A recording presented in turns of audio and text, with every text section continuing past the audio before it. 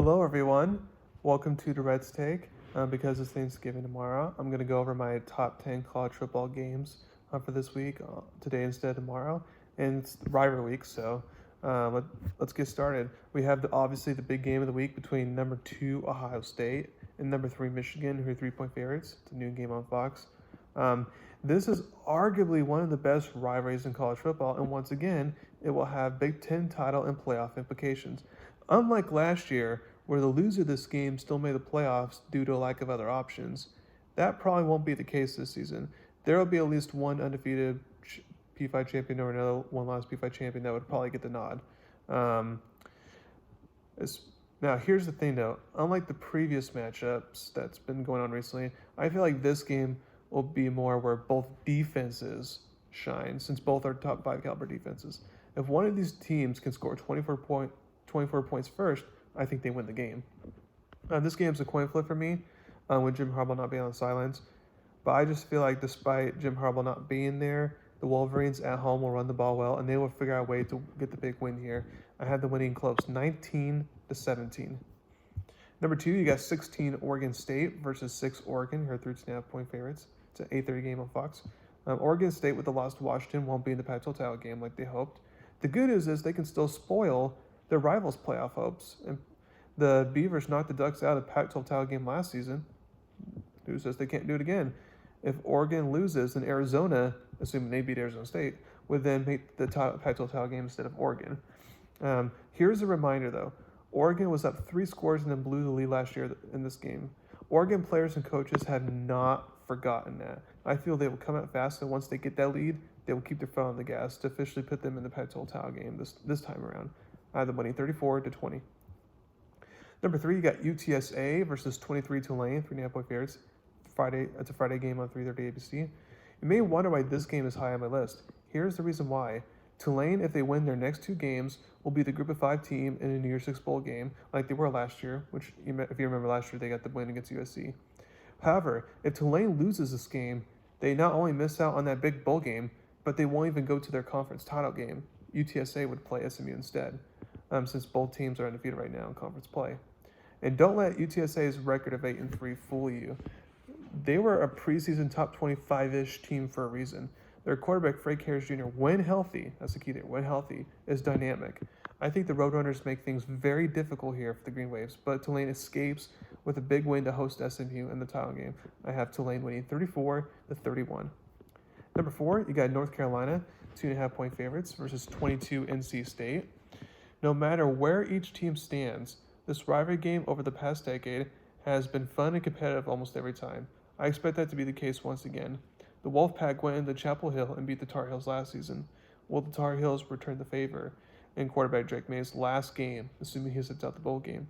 I think with the way the Wolfpack has played over the last month, which has led to their appearance now in the top 25, I think NC State gets the big win to remain ranked going to the bowl game. I have NC State winning 24-20.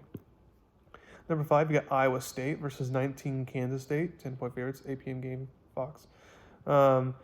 With Oklahoma and Texas gone, this rivalry game will be on a bigger stage going forward, in my opinion, especially if both teams continue to be good.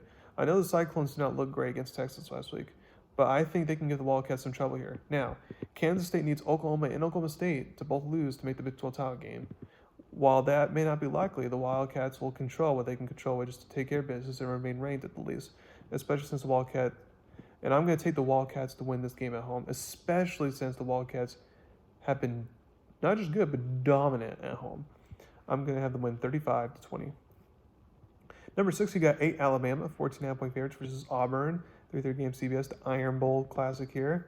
The Iron Bowl is one of the best rivalries in college football when both teams are good. The problem is that is not always the case for Auburn. Now, a week ago, I thought Auburn could make things interesting, but after losing by 20+ to New Mexico State, I don't really see that happening. If the Crimson Tide were limping to this game, then maybe Auburn can do something. But however, Alabama has just been playing really well during the month of November, and I feel that continues. I have Alabama winning 35-16. Number 7, you got Texas Tech versus number 7 Texas, who are 2.5-point favorites. Friday night game on ABC. Texas has been playing with their food during the month of November, no matter who the starting quarterback is. And if they don't feast on their meal soon, things can get rotten real fast. Texas Tech has the offense to be explosive, so the Longhorns better come prepared for this game. While I think they come out fast and then wait a while before they're and I do think they then wait a while before they're finally able to put the Red Raiders away. In my opinion, I have Texas winning 38-20. Number 8, you got Texas A&M versus 14 LSU, 11.5-point favorites, new game on ESPN. Even though Jimbo Fisher won't be coaching in this matchup, this could still end up being a pretty good game. The Aggies have a better offense since they have benched quarterback Mac Jackson, and offense will need to keep up as LSU quarterback Jalen Daniels, who will have his final game to make his case in the Heisman conversation. And I think this will be a shootout that the Tigers will win. I have them winning 38-30. Number 9, you got Kentucky versus 10 Louisville, who are 7-point favorites. A new game ABC. I know Louisville is good and they're a top 10 team. However, even when Louisville has had great teams in the past, Kentucky under Coach Mark Stoops would find ways to beat them. The Cardinals better be careful here. I think the Wildcats come out swinging and make this a match. But as the rounds go on, the Cardinals eventually get the win to remain a top 10 team going to the ACC title game next week. I have Louisville winning 33-27. Then last but not least, you got Air Force versus Boise State, 6.5-point favorites, 4 p.m. game of FS1 on Friday. Now, you may wonder why this game made my top 10 list. One reason is, despite it being rivalry week, there are not a lot of good rivalry games on paper because it's either two bad teams or it's one really good team and the other team, fighting to make a bowl game. Unfortunately, it's that type of year.